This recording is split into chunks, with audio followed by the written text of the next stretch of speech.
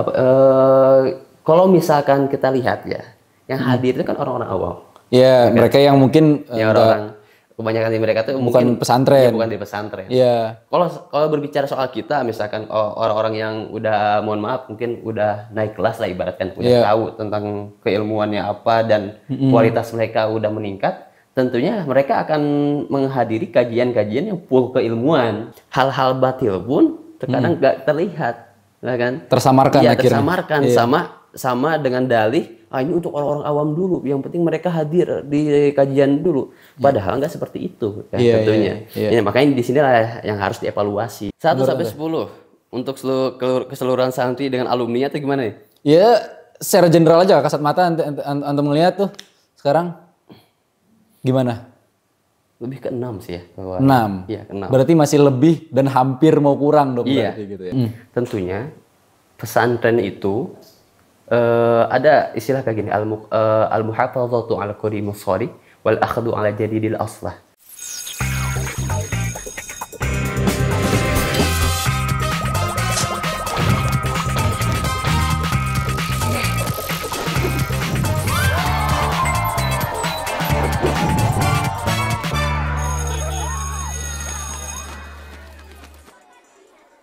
Halo semuanya, selamat datang kembali di Ruang BK bersama saya Valdo. Di ruang bicara kebaikan kali ini sudah ada Al-Ustadz Al-Mukarram Al-Imam Kun. Mau dipanggilnya Kun apa Alkan? Panggil Alkan aja sih ya. Alkan, Ustadz Alkan. Tapi Kun juga gak apa-apa sih. Oke, nama panggungnya Kun ya? Kun, Kun. Kun. Jangan lupa A-nya. Iya. Kun ini adalah seorang konten kreator santri yang aktif di dakwah ya? Iya, betul. Ya, sekarang kesibukan apa nih Kun? Kesibukan kita pertama tentunya kita kan karena mengabdi di pesantren ya. Karena kita ngurusi santri, kita juga jadi wali asrama. Ditambah juga kita kuliah. Kuliah? Iya, kuliah. Kuliah di Universitas Ibn Khaldun. Jurusan ilmu Al-Quran dan tafsir. Masya Allah. Wow, ilmu islami banget ya? Iya. Kelihatan sih wajah-wajah surga. Kalau lu wajah apa tuh? Ya, belum tentu masih masuk surga. Tapi semoga aja masuk ya. Oke, Kun. Sekarang masih aktif di pesantren berarti ya masih? Iya, pasti. Masih? Apa jadi ustadz pengabdian atau udah selesai pengabdian atau apa? Sebenarnya kalau masa pengabdian selesai ya. Karena masa pengabdian itu terhitung cuma 3 tahun. Dan Anda sudah melaksanakan 3 tahunnya udah. Dan sekarang tahun keempat, maka dihitungnya menjadi guru muda. Jadi udah dihitung kerja. Udah jadi karyawan tetap berarti Iya, situ ya? karyawan. Masuknya ya? Udah masuk karyawan tetap. Ngajar apa Kun? Kalau ngajar sih enggak. Tapi kita diberikan tugas. Jadi kalau di pesantren anak tuh gini. Kalau yang senior ilmunya diambil buat mengajar santri. Kalau yang muda-muda, yang bujang-bujang kayak kita gitu, tenaganya yang diambil. Jadi kalau ada acara di lapangan, kita yang diturun. Kalau misalkan organisasi gitu, kayak anak alhamdulillah dipilih, diamanahi sebagai kepala perpustakaan di sana kan. Juga kepala asrama santri baru. Jadi kalau segala berhubungannya sama di lapangan, itu dikasih ke yang muda. Jadi yang muda tuh gak ngajar. Tapi gitu. Langsung kontrol ke lapangan. Iya betul, langsung kontrol ke lapangan. Iya oke. Nah di setiap pesantren itu kan pasti suka ini gak sih? Solawatan pasti? Oh pasti. Pasti rame ya? Iya. Sering ikut konser-konser gitu gak? Datang-datang ke konser-konser solawat gitu. Kalau sebagian santri ya yang kita lihat, di antara mereka ada juga yang kalau disebut bahasa viralnya itu mafia solawat kan. Iya, mafia solawat. Mereka tuh mafia solawat, benar kalau misalkan ada kajian-kajian dengan plus solawatan kayak gitu mereka hadir. Betul. Ya kita juga melihat mereka tuh, ya terkadang kalau orang-orang seperti itu juga kan bisa main haldroh. Mereka juga yang terkadang mimpin solawat di pesantren itu. Atau mereka hadir kajian para habaib solawat-solawat kayak gitu kan biasanya ini. Ya, jadi mereka ada santri-santri itu ada. Mereka sendiri yang datang atau dari pesantren itu mengakomodir? Kalau dari pesantren sih enggak ya. Kita tidak mengakomodir itu. Tapi itu inisiatif aja berarti. Tapi inisiatif mereka dan pesantren pun tidak ada tidak melarang gitu kan. Iya. Nah, ada satu fenomena menarik nih Kun. Bicara soal kajian ya, kajian dan konser salawat. Nah, sekarang itu fenomenanya banyak banget konser-konser salawat yang include kajian dibandingkan esensi kajian itu sendiri yang mana ya pakai kitab betul. Gitu kan. Nah, menurut antum kenapa kira-kira fenomena itu bisa terjadi? Di mana salawatnya itu lebih banyak nih kan? Iya, salawatnya lebih banyak. Bahkan jatuhnya ke konser dibandingkan isi kajian itu sendiri. Kalau kita bandingkan terkadang isi kajian itu kan ternyata ini bisa pernah kita pelajari gitu kan. Sebenarnya gini Kang, kalau kita lihat yang terjadi di lapangan itu, tentunya kalau misalkan kita melihat yang hadir di kajian itu terkadang bukan hanya orang-orang yang niat buat belajar aja. Iya, ada banyak sih.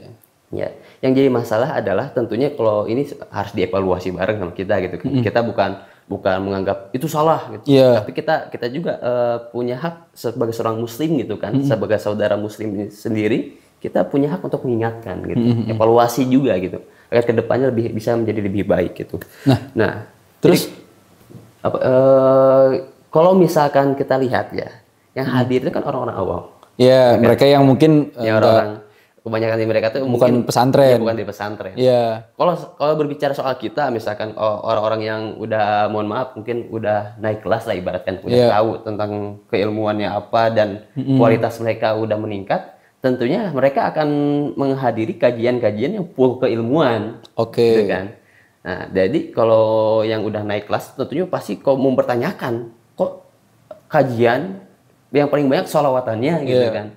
Mereka pasti mempertanyakan itu. Tapi kok beda kalau misalkan dengan orang awam. Orang awam nggak bisa hadir di kajian dengan penuh keilmuan kayak gitu, full kita mendengarkan isi kitab, sedangkan mereka bosen dia pasti bosen gitu kan, pasti mabok gitu kan.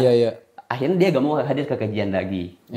Ada sedikit beberapa cara seperti itu. Gitu. Oke, berarti memang secara goals marketnya pun memang berbeda ya? Iya, goals marketnya berbeda. Jadi orang-orang yang biasanya para habaib atau para asatid atau para dai yang mau lebih banyak shalawatannya gitu kan. Bahkan mohon maaf nanti mungkin ada beberapa yang lebih ekstrim lagi itu shalawatannya.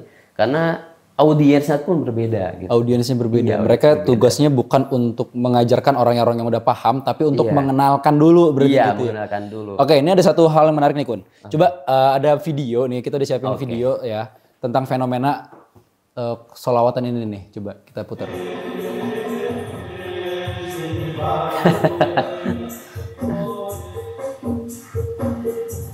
Dia joget-joget pakai ini tapi ikhwan akhwatnya bercampur gitu. Walaupun masih udah pada berumur ya, tapi kan tetap ya.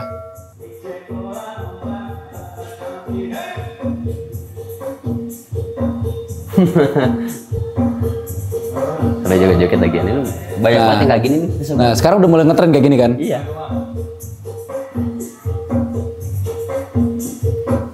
Terus ada lagi nih. Ada lagi.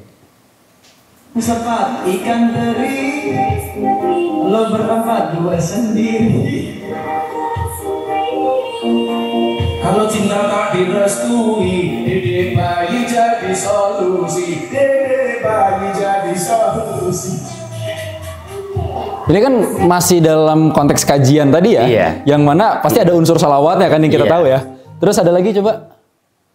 Ada 4 kita siapin. Nah, nih. Ini nih yang saya bilang, Kun. Marching band. Iya. Dengar musik ya?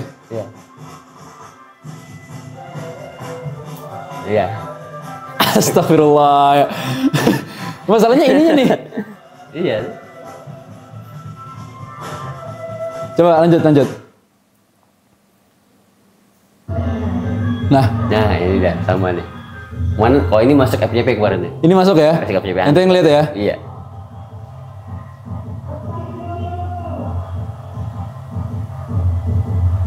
Astagfirullah.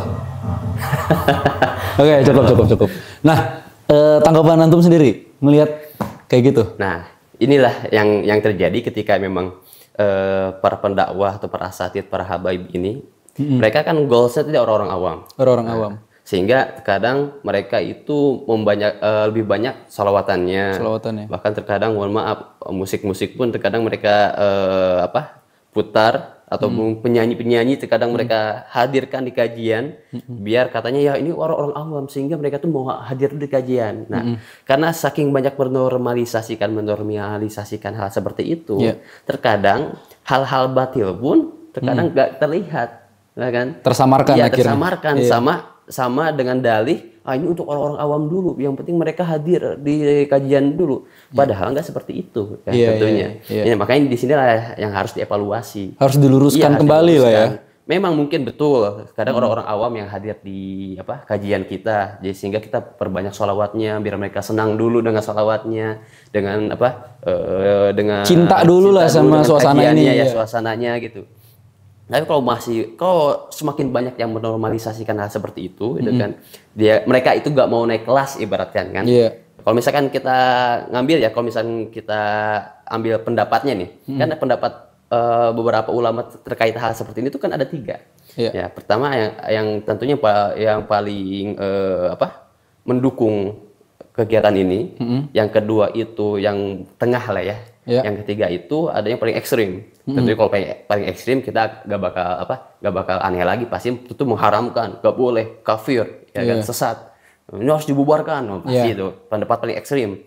Keras tuh. Ya tentunya pun ini ada dalilnya gitu kan. Apalagi kalau misalnya kita lihat ada perempuan sama laki-laki bercampur kayak gitu. Iya kayak tadi tuh ada. Iya kayak tadi kan dengan penampilan outfit seperti itu yang terbuka, tentunya memang itu haram dan nggak boleh. Apalagi hadir di kajian yang tentunya kajian itu adalah tempat yang mulia. Iya, mulia gitu kan. Dihadirkan dengan hal seperti itu. Tentunya memang mengundang beberapa para ulama yang memiliki pendapat ekstrim seperti itu. Bukan ekstrim sih, memang ya haram gitu kan.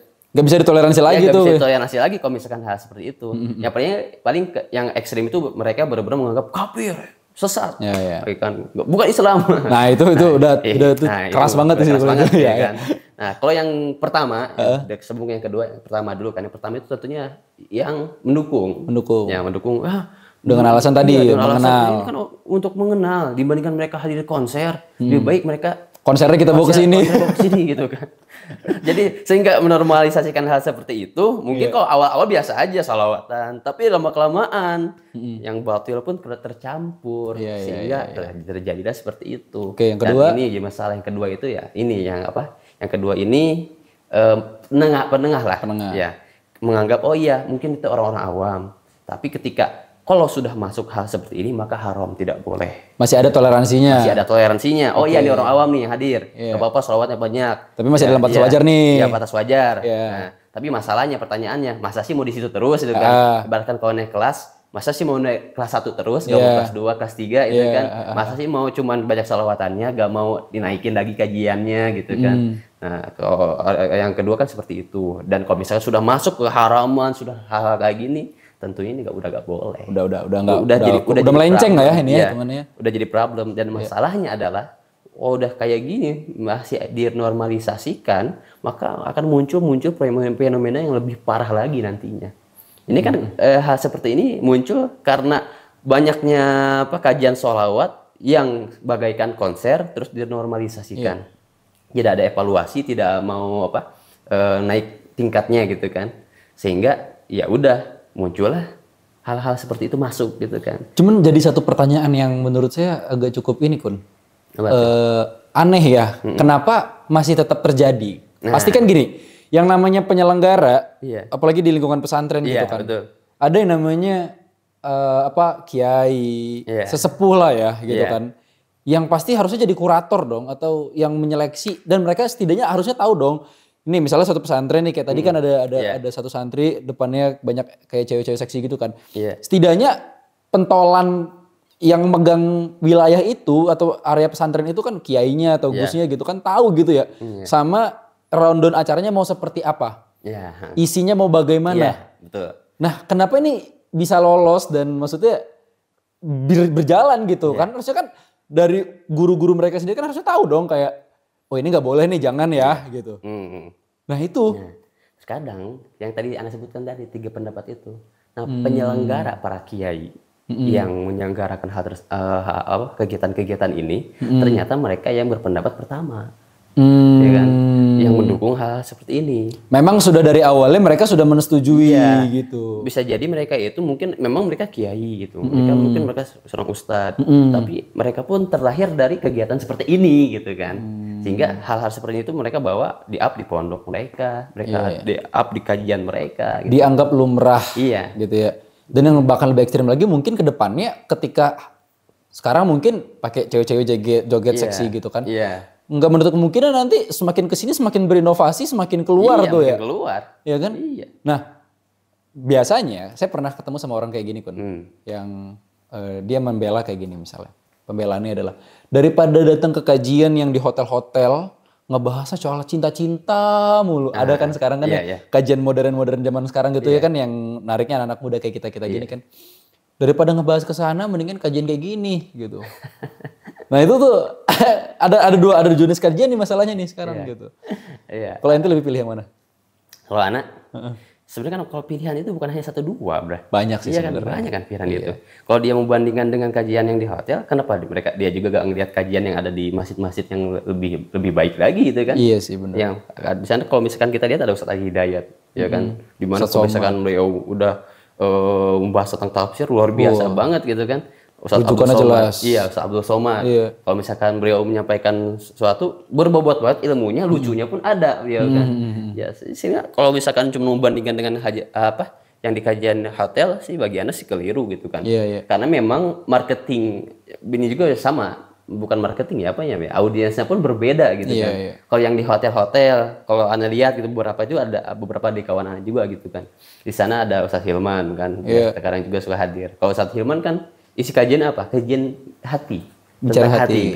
Kan dia punya juga tuh menata hati tuh. Iya, menata hati. Jadi kalau misalkan ada problem dengan rumah tangga dan dengan cinta antara suami dan istri, tentunya beliau lah yang jadi rujukan gitu kan. Beliau kasih solusi bagaimana menurut pandangan Muslim, pandangan Islam mengenai hal seperti ini. Ya, jadi kalau masalah percintaan, ya karena memang fokus dakwahnya di situ. Kamu ngisi hati. Mungkin beliau dalam masalah fikih kurang, ya kan. Masalah hadis dan tafsir mungkin ada tapi tidak sedalam Ustaz Hadi Hidayat. Mungkin bukan kurang ya, lebih ke namanya juga Ustaz pasti menguasai, cuman segmentasi dakwahnya. Segmentasi dakwahnya mungkin tidak di situ. Karena beliau lebih menguasai bagaimana dakwah tentang hati itu kan. Sehingga ya udah audiens mereka tuh tentang percintaan. Namun kalau misalkan percintaan di anak muda nih kan para anak muda ini kan yang terkadang dibanding-bandingkan itu adalah pokoknya. Nah, oke. Bicara soal kajian berarti dekat banget sama namanya santri dong. Ya kan, santri di Indonesia ini tuh beragam. Yang modern ada, yang tradisional ada gitu ya. Yang istilahnya apa sekarang kalau kobong yang apa sih yang kalong yang pulang pergi gitu ya. Nah, ada banyak lah jenis-jenis santri secara geografis gitu kan. Pendapat antum nih soal kualitas santri kita. Santri Indonesia sendiri sekarang tuh dari kita main angka dulu deh. Dari 1 sampai 10. Di angka berapa? 1 sampai 10. Untuk keseluruhan santri dengan alumninya tuh gimana nih? Ya, secara general aja kasat mata antum melihat tuh sekarang gimana? Lebih ke 6 sih ya. 6. Iya, ke 6. Berarti masih lebih dan hampir mau kurang dong berarti gitu ya. Apa alasannya? Alasannya pertama, tentunya mereka itu ya yang namanya zaman ya, di mana teknologi itu udah makin meningkat. Tentunya mereka itu sudah semakin sulit buat explore. Ya, mereka tuh sulit buat explore. Dibandingkan mereka pulang itu, kadang kan kita zaman kita kawan-kawan anak bahkan guru-guru kita zaman dulu itu ketika dia masuk pesantren, pulang dari pesantren itu dia masuk pesantren lagi, ya kan? Dia mengisi liburan itu dengan masuk pesantren kilat. Sekarang untuk santri sekarang, mohon maaf, yang kita dapatkan gitu kan, kalau misalnya kita di sosial media sekarang dikirim video di mana para santri itu terkadang buat pulang dari pesantren itu, liburan di pesantren itu maaf pacaran. Malah justru mengekspresikan apa yang dia nggak bisa sampaikan di pesantren. Iya kan, pacaran. Terus mohon maaf nongkrong-nongkrongan, ya kan. Terus apalagi pokoknya hal-hal yang mungkin mereka tidak dapatkan di pesantren, mereka pelampiasan di rumah. Ya ada beberapa memang saya nggak sebut orangnya, teman-teman saya juga gitu kan, yang mana mereka di pesantren itu jilbabnya tuh masya Allah tuh sampai bawah, sampai lutut kayaknya. Main pas keluar ke rumah main gitu kan, saya ngeliat kan kita kan follow Instagram gitu ya, terbuka semua udah jadinya. Apalagi ketika udah lulus langsung kayak aku akhirnya merdeka gitu. Nah kayak gitu tuh. Ini yang jadi masalah, makanya kenapa Anda bilang poinnya agak 6, bahkan mungkin 6 juga masih agak berat kalau ngasih. Iya, terlalu bagus nih 6 nih ya. Bagus. Mungkin 5,5 gitu ya. Untuk lihat keadaan gitu. Tapi Iya. tidak menutup kemungkinan banyak juga santri Masih yang baik, banyak, masih memang, banyak. iya, Cuman kan kita fokusnya ini banyak yang kita harus evaluasi gitu kan. Iya. Ya, karena masih banyak sekali santri yang melakukan hal-hal yang enggak tapi dinormalisasikan gitu kan. Apalagi dimasukin ke sosial media. Iya. Ya kan, mereka pacaran. Mereka mungkin mode di pesantren captionnya. Terus mode di luar pesantren mereka hadir di diskotik, mohon maaf. Mereka hadir di mana-mana. Dengan bangganya mengeksplor itu ya. Gitu. Iya, Ya kan? Ya, dan juga kalau misalkan kita lihat di kajian-kajian itu kan kajian para santri juga itu kan. Sebenarnya banyak kan? banget Iya, gitu kan? ya. Sehingga ini termasuk salah satu penurunan. Gitu Mafia kan? sholawat tadi. Iya. Ya. Nah, oke. Harusnya kan bukannya gini ya. Sosial media itu kan udah banyak banget dong sekarang ya. Iya, betul. Tadi antum juga nyampein bahwa yang namanya santri itu sekarang sibuk main HP ketika di rumah, pasti gitu-gitu kan ya. Iya. Ada juga dong santri-santri yang berkualitas dong. Iya. Ya. Nah, pertanyaan ini, contohnya nih antum nih kan santri berkualitas nih. Astagfirullahaladzim. Ya kan, kualitasnya qualified lah pokoknya. Amin ya Allah, amin. Ya nggak kayak saya kan, kalau saya mah abal-abal gitu. Ya, kan anak juga belajar sosial media deh antum. Nah jadi mau nanya nih, kayak gini. Kenapa nggak banyak santri-santri yang berkualitas itu mereka speak up? Malah justru santri-santri yang secara kualitas tuh nggak qualified gitu. Iya. Dengan yang tadi yang antum bilang, mereka pulang mengeksplor dirinya terus mengupload ke sosial media dan lain sebagainya. Iya. Nah sementara sebaliknya gitu, santri-santri yang berkualitas, yang qualified dalam menyampaikan di sosial media nggak kedengeran suaranya gitu. Iya. Kenapa menurut Mereka lebih tenggelam ya. Mereka lebih tenggelam gitu. Dua faktor sih dari anak sih. Pertama tentunya dari internal mereka sendiri. Mereka mungkin masih rasa peduli mereka kurang. Ya, karena emang baik aja gak cukup bang, ya kan? Iya, bener baik, sih. soleh aja gak Iya, cukup, pinter aja gak cukup, punya skill aja gak cukup. Tapi kalau rasa kepedulian mereka kurang, tentunya mereka tidak ada rasa keinginan untuk berdakwah dan mengingatkan. Nah ini yang pertama. Karena makanya menanamkan rasa kepedulian itu benar-benar penting. Nah ini yang pertama. Mereka tuh terkadang tahu ilmunya, tapi gak peduli. Bodo amat gitu kan. Kalau sosial media kayak gini, mereka ya udah sih gitu kan. Iya, Padahal mereka tuh punya power, punya ilmunya untuk mengingatkan. Ya Tapi kan? mereka tidak Tapi mereka sampaikan. tidak sampaikan. Karena nggak ada rasa peduli tadi. Karena ada rasa peduli. Oke. Yang pertama. Yang kedua? Yang kedua tentu ini masih faktor internal ya. Iya. Yang kedua adalah terkadang mereka ini masih belum berani. Belum berani. Berhubungan sama mental. Ya kan? Oke. Mereka udah peduli. Tapi mental mereka gak ini nih. Gak siap untuk menyampaikan, takut. Takut dihujat. Iya, takut dihujat. Kadang kan banyak juga nih, ada orang tahu ilmunya, ya kan? Dia juga peduli, tapi cara menyampaikannya bingung, ya kan? Teknik ininya apa? Cara speak Takut salah ngomong lah ya. Salah ngomong. Deliverynya. Ya, bagaimana cara menyampaikannya, dan juga ini yang ketiga adalah power. Ya, power. Kalau misalkan dia terkadang kurang power gitu kan, terkadang dia agak didukung sama kawan-kawannya. Terkadang juga agak ini dia yang menciut gitu kan. Oke, mungkin kalau dari pendapat saya mungkin agak sedikit ini kali ya.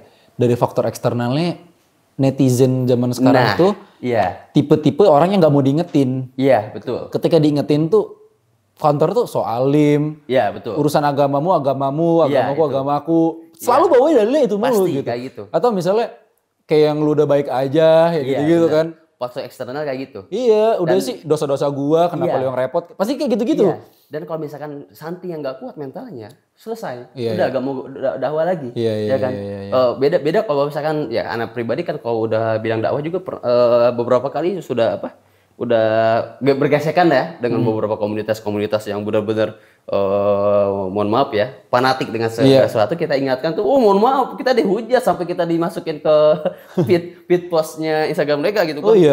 Ini mau mengomentari si Fulan, ini mengenai girl band sebenarnya. Iya kan. Tahu lah kalau fans itu mereka tuh fanatiknya luar biasa. Militan itu mah. Iya. Nggak bisa dilawan. Makanya pas kita ini, kalau misalkan santri nggak kuat, mental gitu kan. Kalau kita kan kita lawan lagi, argumentasi kita ini gitu kan. Kalau misalkan ini, nah itulah salah satu eksternalnya itu netizennya. Dan juga terkadang yang salah satu eksternalnya itu di sosial media sendiri. Terkadang mereka mungkin bikin dakwah, tapi gak ke-up. Itu mungkin karena faktor zaman sekarang itu ketika ada yang tersinggung. Iya. Ya maksudnya ini nyinggung saya nih kayaknya nih. Skip gitu. Iya. Nggak mau ngebahas kayak ini. Iya, iya. Nggak mau kayak gitu deh. Kayak gitu. Penontonnya sendiri memang nggak tertarik karena nggak mau tersinggung gitu kan. Iya. Nah, berarti gini, menurut antum nih apa yang salah gitu loh? Maksudnya bukan salah ya, kita saya ralat nih, bukan salah. Tapi berarti kan ini kan dari pesantren sendiri itu untuk mencetak generasi pendakwahnya, mungkin ada yang kurang nih. Nih sekarang nih, apakah pesantren yang harus mengikuti zaman, metode pembelajaran pesantren yang harus mengikuti zaman menurut antum? Atau zamannya ini sendiri nih yang harus mengikuti bagaimana cara pesantren itu bekerja? Kalau menurut ana ya, tadi juga ini beberapa pendapat guru-guru kita. Tentunya pesantren itu ada istilah kayak gini, al-muhafazatu ala qadimus shari wal akhdhu ala jadidil aslah. Menjaga kebiasaan baik yang sudah berjalan, gitu kan? Bukan ala qadimi shari, menjaga kebiasaan baik yang sudah baik yang masih berjalan, wal akhdhu ala jadidil aslah, dan mengambil segala sesuatu yang baru untuk menjadi lebih baik lagi, untuk memperbaiki menjadi lebih baik lagi gitu kan. Jadi eksistensi pembelajaran pesantren tetap ada gitu.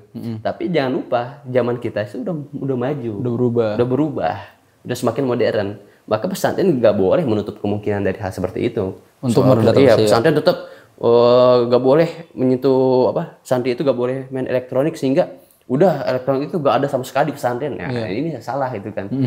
Santri itu gak boleh main sosial media, diharamkan buat para santrinya. Pak Kiai berpendapat sosial media bagi santri itu haram, gak boleh. Nah, gak boleh. Nah, gak bisa kan seperti itu gitu kan. Makanya tadi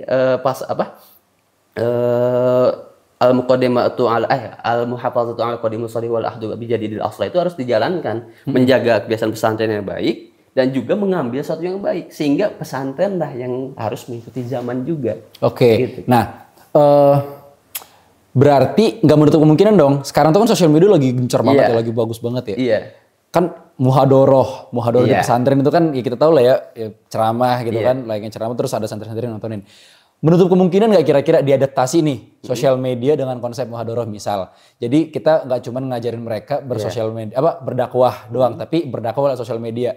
Dari muhadoroh tadi kayak misalnya nih, mereka kita ajarkan bagaimana cara bikin konten dakwah lewat sosial media. Agar ketika alumni-alumni nanti keluar, mereka itu sudah siap gitu. Bukan hanya jadi penceramah di masjid ke masjid ketika Jumatan atau ketika Idul Fitri aja.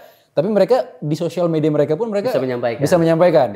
Menurut antum mungkin kayak gitu kali ya caranya ya? Iya mungkin sekali. Sekarang kita pun di pesantren kita ya, di muhadoroh kita pun kita mengajarkan ke mereka. Bahwasannya kalau di zaman sekarang susah. Kalau misalkan kita bukan susah, maksudnya sekarang kan udah perkembangan sosial media. Dakwah pun sekarang apa yang kita ketik hari ini bisa dilihat bisa ribuan orang. Apa yang kita share hari ini bisa dilihat sama ratusan orang. Maka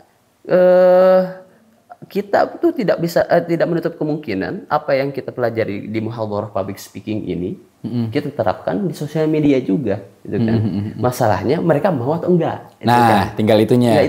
Percaya diri apa enggak? Iya, percaya diri atau enggak. Karena memang yang paling penting adalah memang menanamkan kesadaran kepada para santri. Baik nanti mereka santri itu lulus jadi apapun itu, mau jadi jadi insinyur kah, mau jadi tukang seniman kah, mau dia jadi pembisnis kah, dia tetap punya kewajiban untuk berdakwah. Mental mubalighnya ada gitu kan.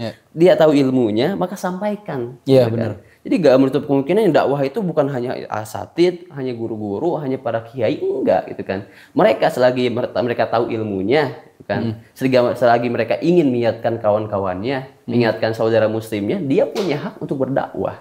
Dia punya kewajiban untuk berdakwah. Nah, ini kesadaran ini harus ditanamkan kepada para santri, sehingga kalau misalkan para santri itu melihat sesuatu yang harus dikoreksi nih, mereka tuh ada timbul kepedulian itu gitu kan. Jadi seperti itu. Oke, balik lagi kita ke pembahasan awal kita tadi bicara soal salawat. As a person aja nih, secara pribadi. Antum sendiri lebih suka mana? Konser salawat yang hikmat, ya, atau yang heboh rame-rame? Anda lebih suka? Bukan konser salawat, salawatan yang hikmat atau yang heboh rame-rame? Itu yang hikmatku bagian. Yang hikmat. Ya, yang hikmat. Ya. Kenapa? Apakah ketika yang rame-rame itu tidak ada kekhusyuan di situ mungkin? Bagi anak iya.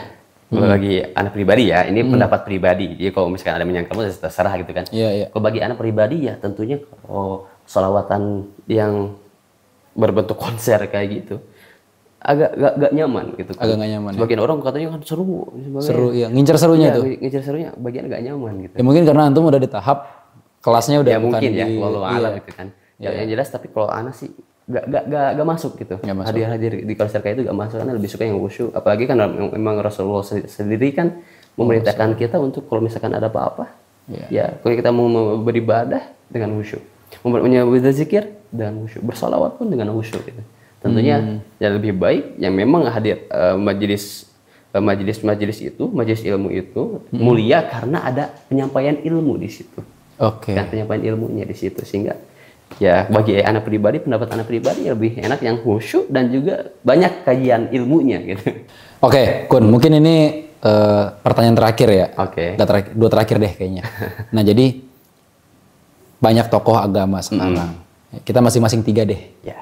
Menurut antum ya dan teman-teman di rumah juga nih biar jadi rujukan gitu ya. Kira-kira menurut antum 3 tokoh agama Islam khususnya di Indonesia yang kita sebagai santri dan bukan cuma santri yang mau mengenal Islam gitu ya harus ikutin dan dengerin. Menurut antum siapa? 3 antum, 3 anak. Dari mana nih? Antum dulu, anak dulu. Antum dulu. Anak dulu ya. Kalau anak dibagi 3 kategori. 3 kategori. Wah spesifik nih. Keren.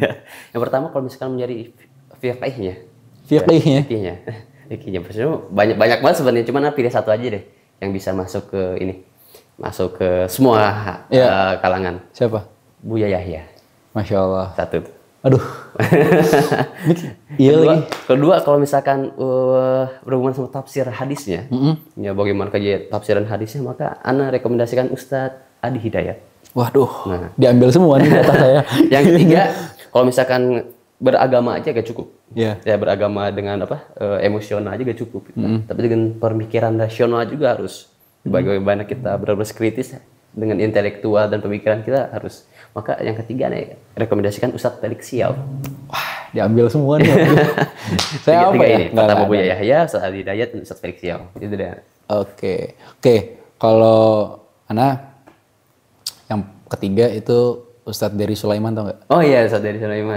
Ya. Maksud dia itu benar-benar bisa mewakili generasi muda dengan maksudnya kayak bukan mendiskreditkan Ustadz yang lain ya atau ini cuma maksudnya kalau kayak Ustadz Felix Siau masuk ke anak muda dia dengan cara pakaiannya tetap ala anak muda gitu kan biar masuk ke kalangan. Nah, Ustadz Dery Sulaiman tuh dia masih pakai imamah, masih pakai jubah tapi mana juga gitu dia kan. Tapi rocker gitu. Rocker.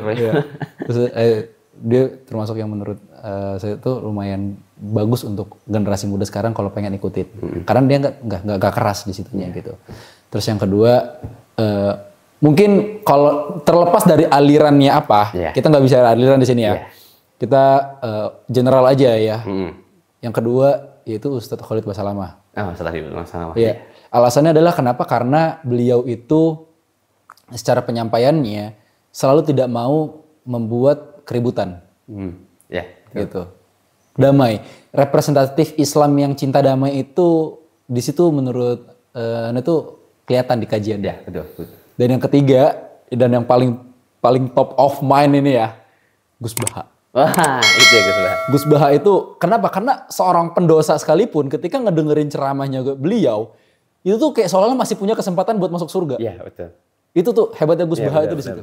Kecerdasan beliau dalam menyampaikan sesuatu tuh bener-bener kita nih, saya nih pendosa nih, tukang maksiat, tukang mabuk. Ketika ngedengerin ceramahnya dia, ada semangat untuk, wah kayaknya masih bisa nih masuk surga nih gitu. Iya betul, benar. Ya penyampaian beliau tuh ulen, jadi benar-benar bukan hanya untuk kita, gitu kan. Jadi beliau seakan-akan memberikan harapan, oh iya, kadang juga apapun yang salah di mata kita, kita ini salah nggak? Di mata beliau? Nggak kayak gitu kan. Nggak sesalah itu kok kamu. Itu kok gitu kan. Iya. Oke, nih terakhir beneran terakhir nih. Tantangan yang dihadapin pondok pesantren ini ya, kedepannya apa dan katanya salah gue nanyanya. Kiprol. Siap, 3, 2, 1, action. Nah terakhir nih Gun, tantangan yang dihadapi pondok pesantren saat ini gitu ya, agar tetap bisa menghasilkan santri-santri yang berkualitas ke depannya? Kira-kira apa aja? Pertama tantangan ya.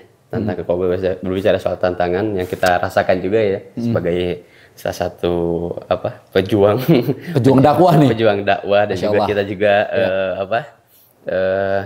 ada di pesantren, ngurusin santri.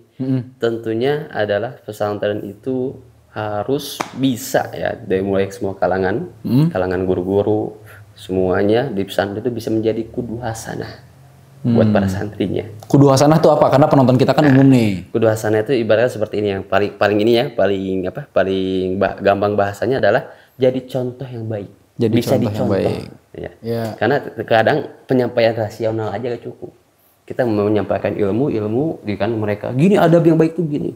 Kalian di luar tuh kayak gini.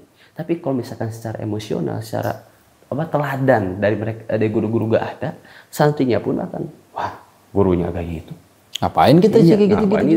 Ini bisa jadi kemunduran. Oke. Ya, maka tantangan pertama itu. Yang kedua, gimana caranya kita semua elemen di pesantren itu menjadi kudu hasanah. Kudu hasanah. Yang kedua adalah orientasi pesantren. Hanya mencari banyaknya santri karena fulus. Karena banyak sekali hal seperti ini. Oke. Ya kan? Ini mungkin bakal ekstrim banget ya pembahasannya kalau kita bahas lebih dalam. Tapi yang jelas kayak gitu. Dan sampai bikin pesantren itu kan memang orientasinya fulus. Bukan karena ingin mencetak para generasi terbaik muslim yang mungkin bisa menjadi wasilah kebangkitan Islam gitu kan. Oke. Iya. Nah, kalau sedikit menanggapin yang soal itu, iya sih kalau kita lihat zaman dulu ketika Tebu Ireng didirikan oleh Mbah Yai Hashim gitu ya. Itu santri yang tidak memiliki kecukupan finansial untuk masuk ke sana dikasih gratis sama beliau. Sementara sekarang banyak banyak pesantren atau boarding school yang berlomba-lomba untuk naikin fasilitas agar penghasilan masuknya mahal gitu kan, makin mahal gitu kan. Sekarang sehingga banyak orang yang tadinya pengen masuk pesantren gara-gara nggak sanggup. Mereka akhirnya udah deh umum aja deh gitu. Nah itu ya. Ini dua tantangan hebat bagi pesantren hari ini. Pertama, jangan sampai dia orientasinya tentang fulus, tapi dia menaikkan kualitas yang ada, sehingga udah mah dia fokus ke orientasi fulus, dan guru-gurunya nggak mau jadi teladan, udah selesai. Dan itu akan jadi kemunduran. Makin kesini nanti akan mundur. Kalau misalnya akan selalu seperti itu. Iya. Oke, ini kita bakal ngobrol panjang banyak, ntar setelah off cam nih kita bakal banyak ngobrol dan discuss nih kayaknya ya. Tapi karena durasi udah cukup, udah selesai. Ya, buat teman-teman netizen di rumah ya mungkin kita bisa sedikit diskusi di kolom komentar. Apa sih pendapat kalian tentang fenomena pesantren dan santri saat ini? Coba tulis di kolom komentar, kita diskusi bareng-bareng di situ. Terima kasih Kun sudah hadir di podcast kita. Semoga apa yang kita obrolin ini bisa bermanfaat untuk teman-teman yang nonton juga. Dan untuk kita pribadi tentunya, jangan lupa di like, comment, dan subscribe. Assalamualaikum warahmatullahi wabarakatuh.